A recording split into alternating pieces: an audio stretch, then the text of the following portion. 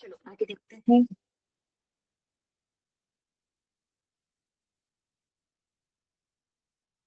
बस हमें चैप्टर खत्म करना है। Okay,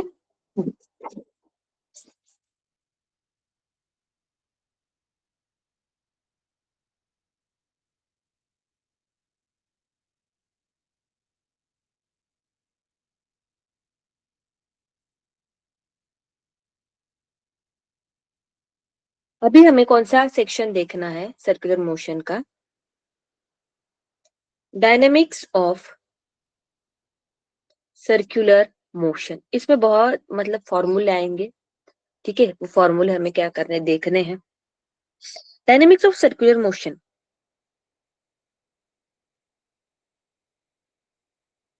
dynamics of circular motion में हम क्या देखेंगे कि सर्कुलर मोशन में जो फोर्सेस है, ठीक है, उनके बारे में पढ़ेंगे और प्रैक्टिकली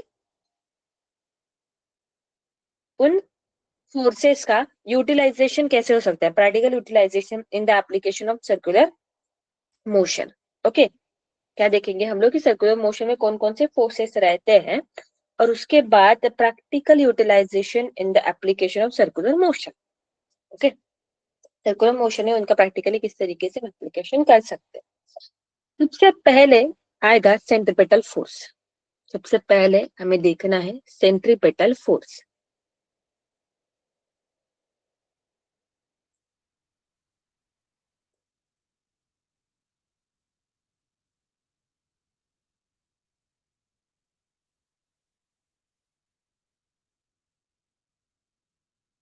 देखो, कोई भी बॉडी अगर अराउंड दी सर्कल घूमती है तो उसका मैग्नीट्यूड अगर चेंज हो रहा हो तो वहां पे कौन सा एक्सेलरेशन होता है? Tangential acceleration. यहाँ पे देखो इस तरीके से एक सर्कल है, एक इस तरीके से बॉडी है, वो इस डायरेक्शन में इस तरीके से जो है वो क्या कर रही है, मूव कर रही है। हर एक पॉइंट पे उसकी डायरेक्शन देखो चेंज हो रही है, हर एक पॉइंट पे उसकी डायरेक्शन चेंज हो रही है। जब वो यहाँ पे तो उसकी डायरेक्शन इस तरफ, जब यहाँ पे उस डायरेक्शन इस तरफ, जब यहाँ पे इस डायरेक्शन इस तरफ, इस तरफ और इस तरफ। ओके, तो उसके डायरेक्शन कौन चेंज कर रहा है? That is the radial acceleration, that is centripetal acceleration. Okay, thus the particle performing the circular motion is acted upon by the force directed along the radius toward the center of the circle. This force is called as centripetal force. देखो हर एक इस पे, हर एक point पे particle जो है वो अपने डायरेक्शन क्या कर रहा है, बदल रहा है। इसका मतलब वहां पे फोर्स लगा होगा तभी तो वो अपना डायरेक्शन बदलेगा। ठीक है, कोई भी डायरेक्शन बदल रहा है मतलब क्या कर रहा है, अपनी स्टेट चेंज कर रहा है ना। ठीक है, मैग्नीट्यूड बदलता है तभी भी फोर्स लगता है, डायरेक्शन बदल रहा है तभी भी फोर्स लगता है, मोशन में से रेस्ट पे आता है तभी भी क्या करता है, फोर्स लगता है। तो इसका मतलब यहाँ पे कंटिन्यूअसली उसकी डायरेक्शन बदल रही है तो यहाँ पे फोर्स लग रहा है। तो वो जो फोर्स लग रहा है इस समय वो कौन सा होता है, सेंट्रीपेटल फोर्स होता है। और सेंट्रीपेटल फोर्स की डायरेक्शन जो है वो कैसे रहती है, along the radius and it's acted toward the center.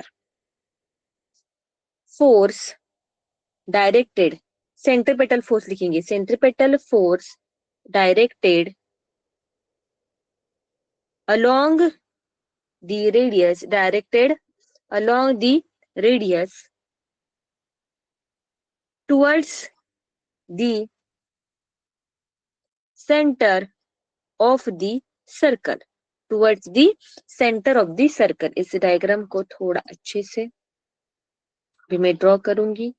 Okay, directed toward the centre, ये हमारा सर्कल हो गया। ये इसकी क्या हो गई, ये हो गई यहाँ पे रेडियस।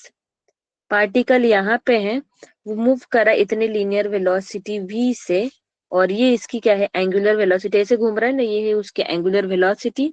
उसका मास कितना है यहाँ पे m, m क्या है यहाँ पे mass of the object, m क्या है यहाँ पे मास ऑफ दी ऑब्जेक्ट। तो यहाँ पे सेंट्रीपिटल फोर्स जो है उसकी डायरेक्शन किस तरफ है, उसकी डायरेक्शन है इस तरफ। क्या बोला है, centripetal force along the radius लगता है, ठीक है रेडियस के अलोंग है, फिर इधर है कि इधर है वो हमें देखना है, मतलब सेंटर की तरफ कि सेंटर से अवे, तो कैसे होता है सेंटर की तरफ होता है। सीधी सी बात है, वो मुड़ रहा है ना, देखो ऐसे लग रहा है, ऐसे लग रहा है, कैसे लग रहा है उसको, ऐसे ऐसे ऐसे लग रहा है, तो हर वक्त वो कैसे हो रहा है, मुड़ रहा है इस तरीके से। अभी उसकी हमें क्या देखना है, मैग्नीट्यूड देखना है कि मैग्नीट्यूड कितना है। तो सेंट्रीपिटल फोर्स का जो मैग्नीट्यूड है, दैट मैग्नीट्यूड इक्वल टू, हमें याद रखना है F equal to M V square upon क्या हो जाएगा यहाँ पे R।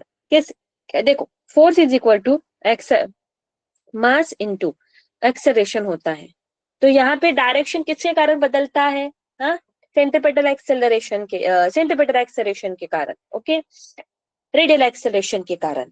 और यहाँ पे रेडियल एक्सेलरेशन किसके ऊपर लग रहा है, ये m मास के ऊपर, ठीक है। फिर ये हो गया सेंट्रीपिटल फोर्स m, और रेडियल एक्सेलरेशन क्या होता है v square upon r, simple. तो यहाँ पे centripetal force is equal to m r omega square. और दूसरा फॉर्मूला और कौन सा हो सकता है, F is equal to M V into omega, कुछ नहीं, इस फॉर्मूले से हम लेके आए हैं उसको। तो ये क्या हो गए, ये हो गया हमारा सेंट्रीपिटल फोर्स का फॉर्मूला, ठीक है। आगे बढ़ते हैं।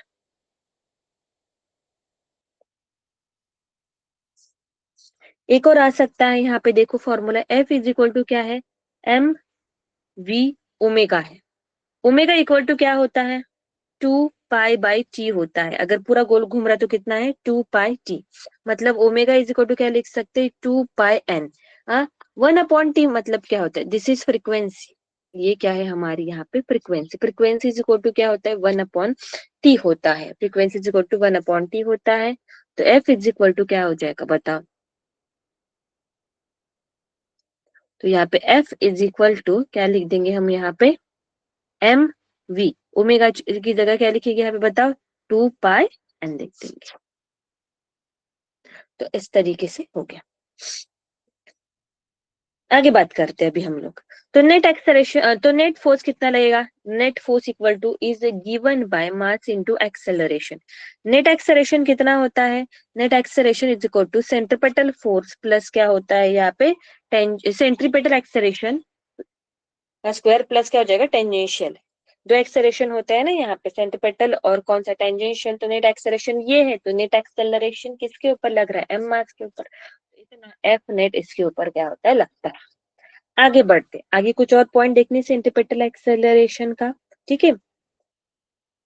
हमेशा ये चीज याद रखो कि जब भी कोई भी ऑब्जेक्ट सर्कुलर मोशन कर रहा है तो वहां पे सेंट्रीपेटल फोर्स तो रहेगा।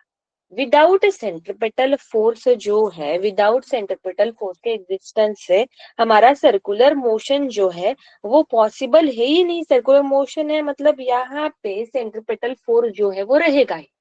ये सेंट्रीपेटल कब कहाँ से आता है उसके बारे में बताऊंगी बस। सेंट्रीपेटल फोर्स का फिलहाल के लिए हमें क्या याद रखना है कि उसका फॉर्मूला होता है M V square by R, या फिर एम आर ओमेगा स्क्वायर, या फिर एम वी ओमेगा होता है। F net is equal to क्या होता है, M is equal to under root A C square plus क्या हो जाएगा यहाँ पे 80 स्क्वायर, ठीक है। आगे बढ़ेंगे अभी हम लोग। इसका एक पॉइंट देखना है कि work done by centripetal force is always zero, is always zero। Work done by centripetal force जो है वो ऑलवेज क्या होता है, जीरो। यस जीरो ही रहेगा, कैसे, देखो यहाँ पे ये ऑब्जेक्ट जो है वो ऐसे जा रहा है, ऐसे, ये वेलोसिटी हो गई। सेंट्रीपेटल फोर्स कैसे एक्ट कर रहा है, ये हो गया मेरा सेंट्रीपेटल फोर्स। हाँ देखो, डिस्प्लेसमेंट इसकी कैसी होगी, अगर ये पार्टिकल जैसे जाएगा तो ये इसकी डिस्प्लेसमेंट होगी, है ना, ये उसकी डिस्प्लेसमेंट। तो इस केस में ये डिस्प्लेसमेंट ऐसे है और फोर्स ऐसे है। तुमने वर्क पावर एनर्जी में पढ़ा है ना कि फोर्स और डिस्प्लेसमेंट अगर एक दूसरे को कैसे रहे, परपेंडिकुलर रहे, फोर्स और डिस्प्लेसमेंट एक दूसरे को परपेंडिकुलर रहे, तो यहाँ पे वर्क डन क्या होता है, zero, because work done is equal to F S क्या होता है, कॉस थीटा। तो थीटा कितना है 90, कॉस 90 क्या होता है जीरो, तो वर्क डन जीरो, ओके। या फिर दूसरा फॉर्मूला, यहाँ पे पावर की भी बात कर सकते हैं, पावर भी जीरो ही रहेगी बिकॉज वर्क जीरो है। पावर इक्वल टू क्या होता है, एफ वी कॉस थीटा, याद होगा तुम लोगों को, instantaneous power F V cos theta. Theta कितना है 90, फोर्स और वेलोसिटी के बीच में फोर्स ऐसा है, फोर्स कैसा है ऐसा है, और वेलोसिटी ऐसी है, तो पावर कितना हो गया यहाँ पे, पावर इक्वल टू है जीरो। तो ये वाले पॉइंट जो है वो क्या करने हमें याद रखने हैं। यहाँ तक क्लियर हुआ कि नहीं हुआ स्टूडेंट आप लोगों को? सेंट्रीपिटल फोर्स समझ में आया कि नहीं आया एवरीवन? Okay good.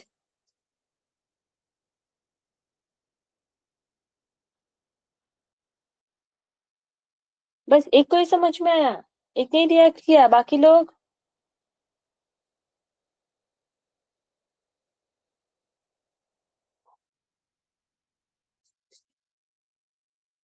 ओके चल आगे बढ़ते हैं।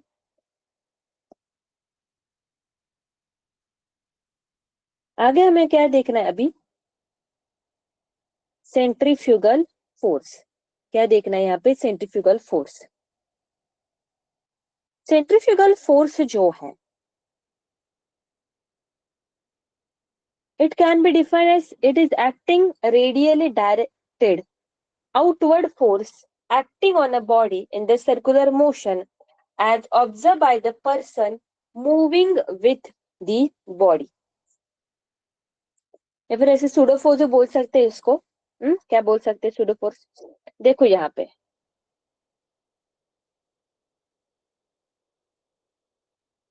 ये सर्कल है, सेंटर ये हो गई हमारी रेडियस, और यहाँ पे है मेरा ऑब्जेक्ट जो कि इस डायरेक्शन में मूव कर रहा है विद द वेलोसिटी v।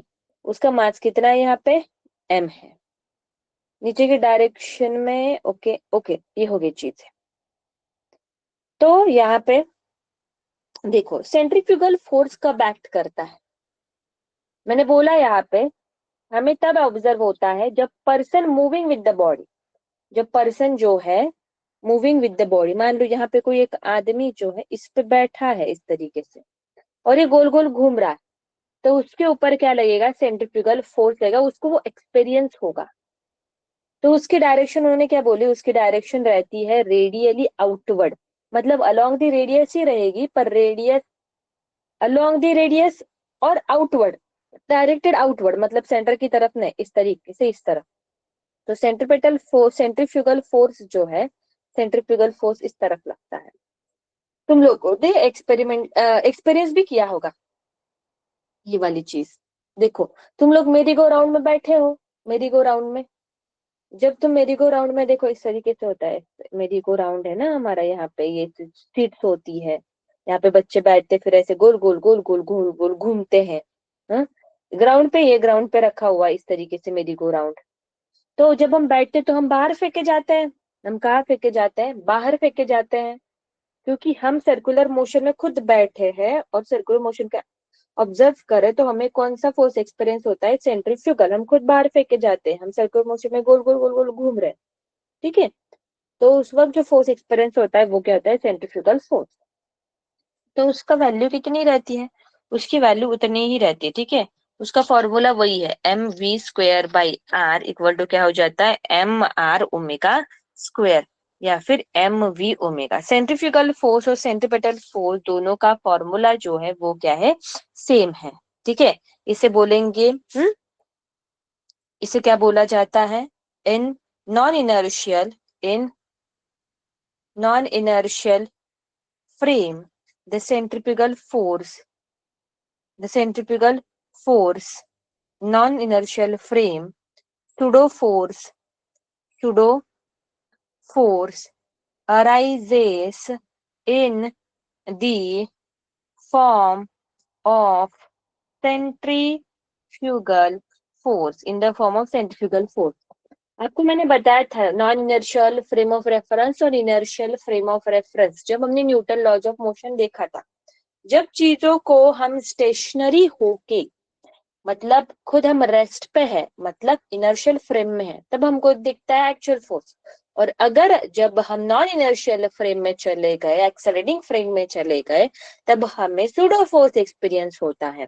तो देखो हम यहाँ बाहर खड़े रह के चीजों को देख रहे हैं क्या? नहीं, बाहर खड़े रह के नहीं देख रहे, अंदर चले गए इनर्शियल फ्रेम ऑफ रेफरेंस है, तो हमें सूडो फोर्स एक्सपीरियंस होगा। और वो सूडो फोर्स इक्वल टू क्या है? mv² बाय क्या है? आर। हम उससे सेंट्रीफ्यूगल बोलेंगे। एक चीज याद रखो, हमेशा एट अ टाइम एक ही फोर्स लग रहा होता है, ठीक है? मतलब वैल्यू एक ही लेना है। ऐसा मत समझना कि इस तरफ सेंट्रीफ्यूगल है कैलकुलेट करते समय और इस तरफ सेंट्रीपेटल है, नहीं। तुम कहाँ से ऑब्जर्व कर रहे हो, उस हिसाब से तुम फोर्स डिसाइड करोगे। हाँ, कि सर्कुलर मोशन में कौन सा फोर्स एक्ट कर रहा है। अगर मैं यहाँ पे स्टेशनरी खड़ी हूँ यहाँ पे, तो मुझे कौन सा फोर्स मैं इमेजिन होगा, कौन सा फोर्स दिखेगा यहाँ पे? सेंट्रीपेटल दिखेगा। तो उसकी डायरेक्शन किस तरफ रहेगी? इस तरफ रहेगी, इस तरफ।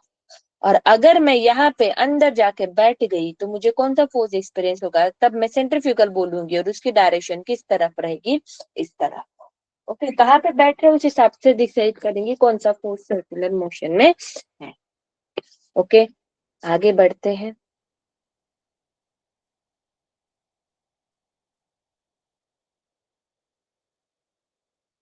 अभी सेंट्रीपेटल फोर्स आता कहाँ कैसे है एक पर्टिकुलर मोशन में, वो देखना है। देखो मैं बताती हूँ आप लोगों को। मान लो यहाँ पे इस तरीके से एक नेल है और वो फिक्स्ड है। ओके,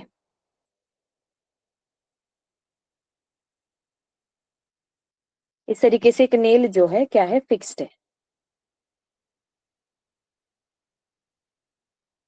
और यहाँ पे एक स्ट्रिंग लगाई हुई है और इसको एम मास लगाया है। और ये जो इस तरीके से घूम रहा है, ओके, गोल गोल गोल गोल घूम रहा है। ये जो स्ट्रिंग है गोल गोल गोल गोल घूम रही है कुछ वेलोसिटी v से। और यहाँ पे मैं इसके ऊपर बैठ गई। मान लो कोई भी ऑब्जेक्ट बैठ गया इसके ऊपर, पर्सन बैठ गया, तभी उसको कौन सा फोर्स एक्सपीरियंस होगा? अभी वो घूम रहा है ना ये भी वेलोसिटी से, उस पे ऊपर बैठ गया, सेंट्रीफ्यूगल, उसकी वैल्यू mv²/r। और इस तरफ क्या लगेगा? टेंशन लगेगा, स्ट्रिंग है, टेंशन लगेगा। और एक चीज हमेशा याद रखो, जब हम इनर्शियल फ्रेम ऑफ रेफरेंस में बैठते हैं तब हम खुद को क्या कंसिडर करते हैं? हम खुद को स्टेशनरी कंसिडर करते हैं, तो एक्सेलरेशन इस केस में 0 होगा। ओके, पर अगर हम बाहर बैठे तब नहीं होगा, हम उसका एक्सेलरेशन क्या होगा? यहाँ पे 0। तो summation of force is equal to mass into acceleration. तो इस तरफ क्या लग रहा है? टेंशन माइनस टी प्लस क्या हो जाएगा? mv²/r equal to 0। क्यों एक्सेलरेशन इक्वल टू 0 क्यों लिया?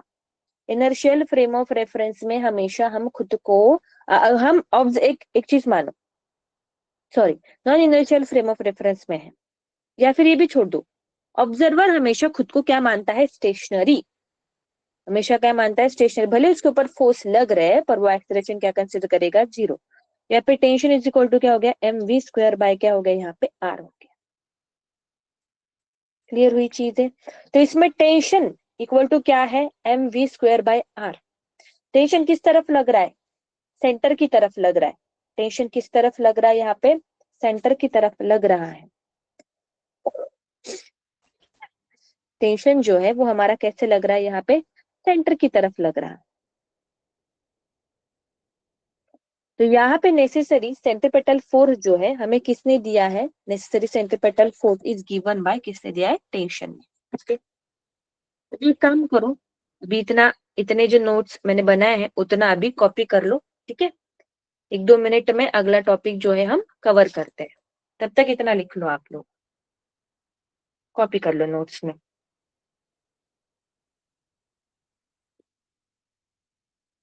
इतना लिख लो, फिर 1-2 मिनट में हम आगे का कवर करते हैं।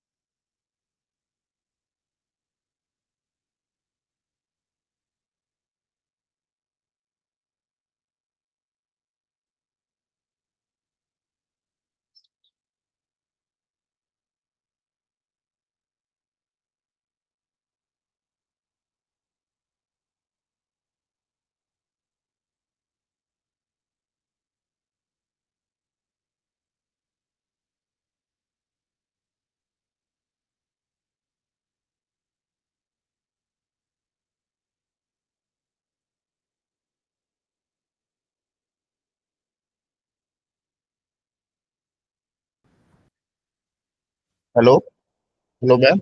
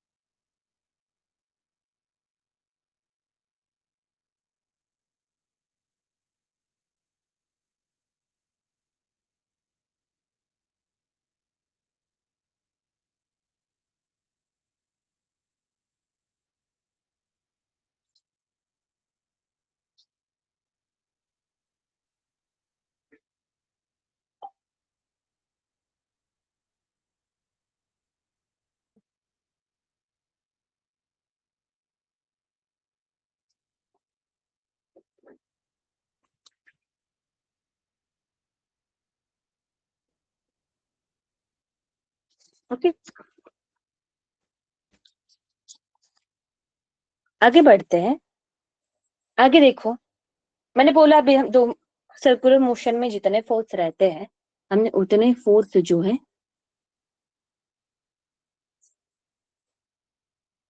फाइंड आउट कर लिए। ठीक है, सेंट्रीपिटल फोर्स, सर्कुलर मोशन में जितने फोर्सेस होते हैं, ठीक है, उतने फोर्सेस हमने फाइंड आउट कर लिए। अभी आगे हमें क्या देखना है, डेली लाइफ में हम उसको क्या करेंगे, अभी स्टडी करेंगे। इंपॉर्टेंट पॉइंट है ये। उसमें देखो, हम देखेंगे circular motion, circular turning of road. ठीक है, सर्कुलर टर्निंग ऑफ रोड। देखो, इसमें क्या देखना है आप लोगों को। जैसे मान लो इस तरीके से रास्ता जा रहा है और यहाँ पे क्या हो गया, इस तरीके से टर्न है। यहाँ पे क्या है, इस तरीके से टर्न है। इस तरीके से रास्ता जा रहा है और यहाँ पे इस तरीके से टर्न है। देखा जाए तो ये एक सर्कल का पार्ट ही तो है। हम्म, अगर इसको इस तरीके से कुछ एक्सटेंड अगर हम कर लेंगे तो इसका कुछ ना कुछ तो सेंटर रहेगा ही, कुछ ना कुछ तो यहाँ पे इसका जो है सेंटर रहेगा ही। तो यहाँ पे कार जब टर्न ले रही है, कार अगर टर्न ले रही है, तो देखो इस तरीके से सर्कल सर्कुलर मोशन तो वो कर रही है, पूरा कंप्लीट नहीं कर रही है, पर सर्कुलर पाथ तो वो फॉलो कर रही, सर्कुलर टर्निंग वो ले रही है। तो यहाँ पे उसको जो सेंट्रीपिटल फोर्स मिल रहा है, एक तो तय है सर्कुलर मोशन है तो सेंट्रीपिटल फोर्स रहेगा ही। तो यहाँ पे सेंट्रीपिटल फोर्स जो है वो उसको कौन दे रहा है। ऊपर वाला जो एग्जाम्पल था, इसमें क्या था कि ये स्ट्रिंग्स है, स्ट्रिंग से इसको फिक्स किया है और ये इस तरीके से इसे गोल गोल घूम रहा है, तो इसमें टेंशन जो है it is acting like a centripetal force. मतलब अब तक तुम्हें क्या समझ में आ गया है, अब तक तुम्हें क्या समझ में आ गया कि सेंट्रीपिटल फोर्स का फॉर्मूला पता चल गया। सर्कुलर मोशन है तो उसमें सेंट्रीपिटल फोर्स तो रहेगा। तो यहाँ पे सेंट्रीपिटल फोर्स की तरह कौन एक्ट करता है। देखो, जब सर्कुलर मोशन होती है तो उसमें one of the forces behave like a centripetal force. एक और एग्जांपल की तौर से समझाती हूँ। हमारा सन है, उसके अराउंड हमारी अर्थ गोल गोल घूम रही है। तो सन जो है अर्थ जो है सर्कुलर मोशन कर रही है ना सन के अराउंड। इसका मतलब वहां पे भी तो सेंट्रीपिटल फोर्स रहेगा ही। हाँ, तो यहाँ पे हमारी अर्थ तो सन से कुछ धागे से या फिर किसी स्ट्रिंग से कनेक्ट तो नहीं है कि उस टेंशन उसको गोल गोल घुमा रहा है, नहीं। फिर भी वो गोल गोल घूम रही है, हवा में घूम रही है क्या, नहीं। यहाँ पे इस तरीके से अपने आप घूम रही है कि नहीं, यहाँ पे सेंट्रीपिटल फोर्स रहेगा ही। तो यहाँ पे सेंट्रीपिटल फोर्स की तरह कौन एक्ट करता है, ग्रेविटेशन फोर्स। हमें पता है ना ग्रेविटेशन फोर्स होता है सन और अर्थ के बीच में, Newton law of gravitation 10th में आप लोगों ने पढ़ा होगा, 9th में पढ़ा होगा। तो यहाँ पे gravitation act force act like centripetal force. तो इसका मतलब जब सर्कुलर मोशन हो रही है तो उनमें से one of the forces behave like a centripetal force. तो यहाँ पे जब वो गोल घूम रहा है तो यहाँ पे इसको किसी धागे से तो बांधा नहीं है, इसको किसको कार वो, फिर भी वो अपने आप सर्कुलर मोशन कर रही है। तो यहाँ पे उसको जो नेसेसरी सेंट्रीपिटल फोर्स मिल रहा है इट इज प्रोवाइडेड बाय, उसके दो यहाँ पे तीन तरीके से उसको मिल सकता है, by friction, okay, friction between road and tyre, friction between road and tyre उसको नेसेसरी सेंट्रिपेटल फोर्स देता है और उसके कारण जो है वो क्या होता है, गोल घूमता है। समझ में ये चीजें? तो इसके अंदर जो फ्रिक्शन एक्ट करता है वो सीधी सी बात है, कार को तुम स्टेयरिंग इधर घुमा दो, ठीक है, देखो जब हम यहाँ पे हैं, तो इनिशियली जब हम टर्न ले रहे हैं, ठीक है, तो इस तरफ है ना हमारे टायर ओरिएंटेड, इस तरफ है, ऊपर से देख रही हो, मैं टायर को ऊपर से देख रही हूँ, ये टायर ऐसा है, ऊपर से देख रही हूँ, टर्न मार लिया, टायर ऐसे हो गया, वापस जब हम टायर को ऐसे करने की कोशिश करेंगे तब फ्रिक्शन उसके अपोजिट डायरेक्शन इस तरफ लगेगा और वो उसको नेसेसरी क्या देगा, सेंट्रिपेटल फोर्स देगा। बस इतना याद रखो। इसके प्रूफ पे हमें नहीं जाना है, इसको बहुत अच्छे से डिटेल में समझ सकते हैं पर उतना वक्त नहीं है ना, हमें जे के हिसाब से क्या क्या चीजें याद रखनी है, ठीक है। सर्कुलर मोशन, हम सर्कुलर टर्न ले रहे हैं, ठीक है, सर्कुलर टर्न ले रहे हैं तो सेंट्रिपेटल फोर्स रहेगा। कार को कार को वो नेसेसरी सेंट्रिपेटल फोर्स कौन दे रहा है, तो सबसे पहले कौन दे रहा है यहाँ पे, फ्रिक्शन से मिलता है उसको, किससे मिलता है, फ्रिक्शन से, ठीक है, फ्रिक्शन से मिलता है उसको नेसेसरी सेंट्रिपेटल फोर्स, ठीक है। फिर यहाँ पे friction act as a necessary centripetal force, तो उसकी वैल्यू होती है इतनी, और सेंट्रिपेटल फोर्स का फॉर्मूला है mv²/r, दोनों को इक्वल कर दो, कंपेयर कर दो, ठीक है। तो आगे क्या है, एक तो पता चल गया यहाँ तक कि यहाँ पे कौन देता है, फ्रिक्शन। उसके बाद इसी केस में अभी हमें क्या याद रखना है कि अगर मुझे सेफ टर्न लेना है, सेफ टर्न लेना है तो मुझे कितने वेलोसिटी से मूव करना पड़ेगा, दैट वेलोसिटी इक्वल टू क्या हो जाएगी, लेस देन और इक्वल टू क्या हो जाएगा, म्यू आर जी। ये वाली वैल्यू आपको याद रखना है for safe turn, for safe turn, for the safe turn, velocity, velocity कितनी होनी चाहिए, लेस देन और equal to under mu R G. इसमें म्यू क्या है, यहाँ पे coefficient of friction, friction chapter पढ़ा ना हमने, कोएफिशिएंट ऑफ क्या है यहाँ पे, फ्रिक्शन। आर मतलब क्या है यहाँ पे, रेडियस है, ठीक है, आर मतलब क्या है यहाँ पे, रेडियस है, और जी क्या है, ग्रेविटेशन एक्सेलरेशन। इसमें क्या क्या चीजें याद रखोगे, जो याद रखना है वो फिर से बताती हूँ।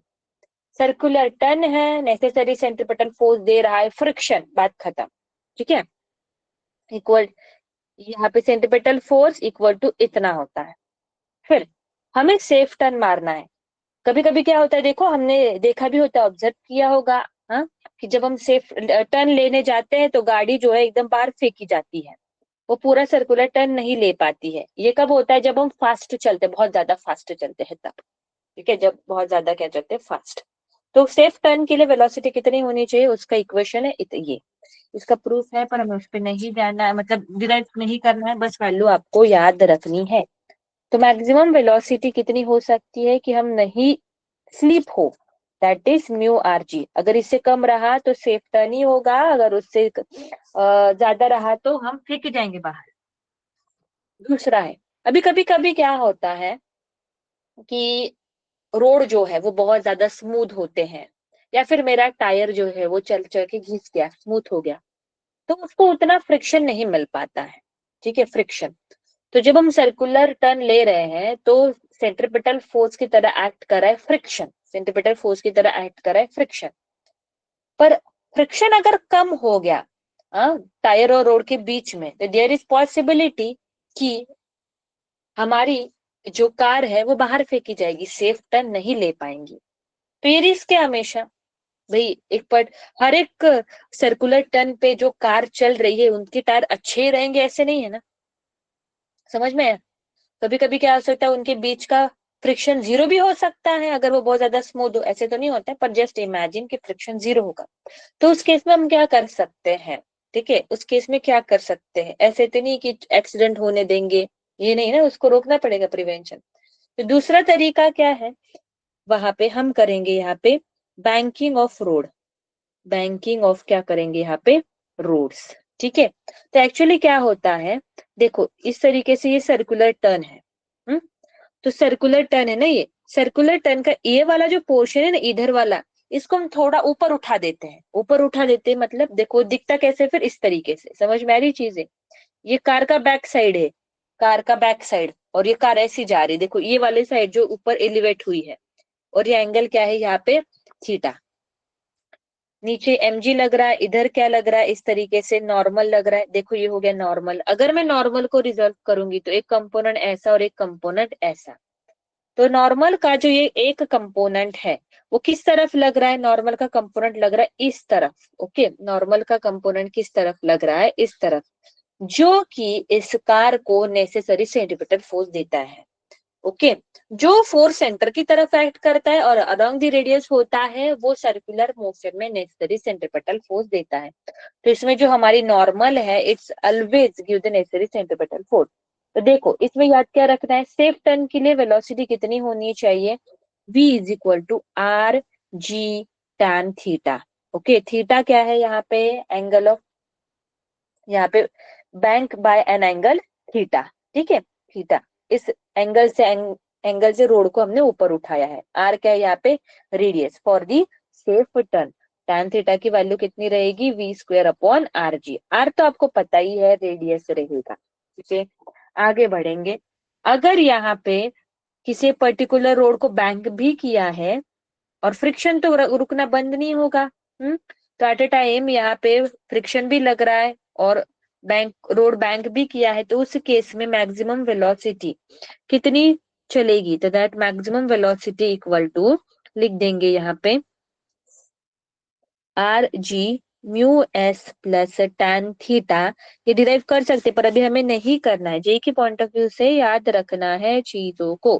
Tan theta two the power क्या हो जाएगा यहाँ पे 1/2। ओके, अगर फ्रिक्शन भी है और रोड बैंक भी किया है तो मैक्सिमम वेलोसिटी कितनी चलेगी, इतनी चलेगी मैक्सिमम वेलोसिटी। और मिनिमम वेलोसिटी कितनी चलेगी यहाँ पे, R ji tan theta minus coefficient of static friction, ये फ्रिक्शन में बताया था यहाँ पे 1 plus coefficient of static friction tan theta two the power क्या हो गया यहाँ पे 1/2। क्या हो गया यहाँ पे 1/2। ठीक है, यहाँ तक चीजें आपको समझ में अच्छी से, कोई दिक्कत है? ओके, चलो अगला पॉइंट देखेंगे। कोनिकल पेंडुलम के बारे में बता रही हूँ आप लोगों को, कोनिकल पेंडुलम के टाइम पीरियड के बारे में। ठीक है, यहाँ पे देखो इस तरीके से यहाँ पे एक पेंडुलम लटकाया हुआ है। ओके, और ये पेंडुलम जो है वो हॉरिजेंटली गोल गोल घूम रहा है, हॉरिजेंटल सर्कुलर मोशन कर रहा है इसका बॉब। मतलब देखो इस तरीके से यहाँ पे अगर ये वाला कुछ एंगल इतना थीटा बना रहा है इसके साथ, और ये हो गया, और ये इस तरीके से हॉरिजेंटल सर्कल बना रहा है, कैसे, ऐसे, मतलब ऐसे घूम रहा है, ऐसे ऐसे। तो देखो ना यहाँ पे इस तरीके का एक कोन शेप बन गया, यहाँ पे एक कोन शेप बन गया, इसलिए उसे क्या बोला जाता है, कोनिकल पेंडुलम। उसका ये क्या हो गया यहाँ पे, ये उसका हो गया यहाँ पे सेंटर, ये उसकी क्या हो गई यहाँ पे रेडियस। ओके, ये पेंडुलम की क्या है, लेंथ है। टेंशन जो है वो इस तरफ लग रहा है, नीचे की तरफ क्या लग रहा है यहाँ पे mg। ये एंगल थीटा पे घूम रहा है, अगर ये एंगल थीटा है तो ये वाला भी एंगल क्या हो जाएगा यहाँ पे थीटा। टेंशन को रिजोल्व करो तो ये कंपोनेंट हो जाएगा t cos थीटा, ये कंपोनेंट हो जाएगा t sin थीटा। गोल गोल घूम रहा है ना, तो इस तरफ क्या लगेगा, अगर मैं पेंडुलम के ऊपर बैठ जाऊं तो क्या लगेगा यहाँ पे, सेंट्रीफ्यूगल फोर्स लगेगा। उसकी वैल्यू mv स्क्वायर बाय क्या हो जाएगा यहाँ पे r। तो यहाँ पे t sin theta is giving the necessary centripetal force. समझ में आई चीज, टी साइन थीटा, बिकॉज वो रेडियस के अलोंग लग रहा है और सेंटर की तरफ लग रहा है इस सिरे। यहाँ पे हमें क्या निकालना है, यहाँ पे हमें निकालना है उसकी वेलोसिटी। वेलोसिटी कितनी रहेगी, linear velocity are G tan theta. कितने वेलोसिटी से घूम रहा है, देखो वेलोसिटी ऐसे रहेगी ना अलोंग। उसके बाद एंगुलर स्पीड निकालनी है, एंगुलर स्पीड होती है जी टैन थीटा बाय क्या है यहाँ पे आर। याद रखना पड़ेगा, omega is equal to under root G tan theta by R. उसके बाद टाइम पीरियड निकालना है, टाइम पीरियड मतलब क्या होता है, पूरा गोल घूमने के लिए कितना वक्त लग रहा है। ठीक है, तो यहाँ पे टाइम पीरियड कैसे निकाला मैंने, angular displacement upon velocity, angular velocity that is equal to कितना आएगा 2 पाई अंडर रूट क्या आएगा, r/g tan theta. Time period का दूसरा फॉर्मूला है 2 pi under root L cos theta by क्या है यहाँ पे, जी है। टाइम पीरियड मतलब इतना पूरा गोल घूमने के लिए उसे कितना वक्त लगा है, दैट इज नथिंग बट क्या हो गया, टाइम पीरियड। मुझे पता है ये फॉर्मूले है डायरेक्टली लिखे, पर उसको याद रखना पड़ेगा ना डायरेक्टली। हर बार तो हम उसको जेई में तुम डिराइव करते नहीं बैठोगे, ठीक है, हमें फॉर्मूले याद रखने ही पड़ेंगे। तो इस तरीके से समझ में आया कि नहीं आया आप लोगों को यहाँ तक, हाँ या ना बताओ तो मुझे। ओके, गुड, ठीक है, मिलते हैं अगले वीक में। ओके, कल तो हमारा लेक्चर नहीं होगा, तो अगले वीक में आएंगे, ठीक है, पूरा रिवाइज करके आना आप लोग। अगले वीक में आते वक्त सेंटर ऑफ मास जो है आपने पढ़ा होगा, तो सेंटर ऑफ मास को रिवाइज करके आना है आप लोगों को, ठीक है। सेंटर ऑफ मास चैप्टर जो है हम क्या करेंगे, स्टार्ट करेंगे, ठीक है। और उसके ऊपर ई सर्कुलर मोशन के ऊपर थोड़े प्रीवियस ईयर क्वेश्चन करेंगे मंडे को, और सेंटर ऑफ मास जो है वो चैप्टर स्टार्ट करेंगे। तो अब पढ़ के आना सेंटर ऑफ मास, ठीक है। मिलते हैं अगले वीक में, बाय बाय।